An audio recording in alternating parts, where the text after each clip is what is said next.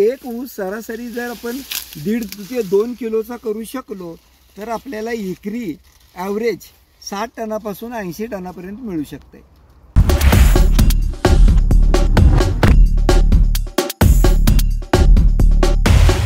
दाखवायला सांगणार काय असली पाहिजे, ऊसाची पेरं कशी असली पाहिजेत हे दोन सांगू शकतो. त्याच्यासाठी एक चांगला ऊस आपल्याला दाखवावा लागेल तुम्हाला.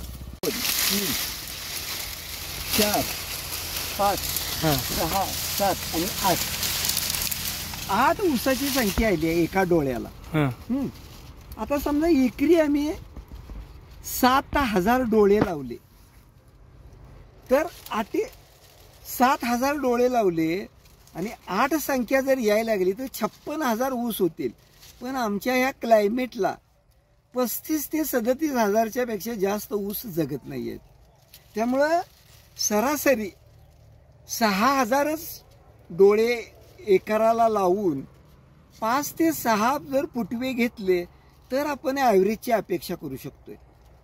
जितके जास्त फुटवे येतील तेवढा ॲव्हरेज जास्त मिळणार नाही आहे.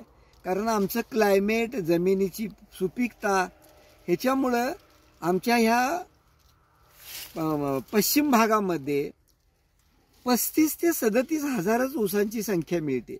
त्यामुळे शेतकरी बांधवांना विनंती आहे, जमिनीची मशागत नव्हे म्हणजे भांगलन नाही आहे तर ऊसाची भांगलन करून फुटवे नियोजन करा. 35,000पेक्षा जास्त म्हणजे साधारणपणे एक 45,000 फुटवे ठेवले जरी काही गेले तरी 35,000 रुपये राहतील.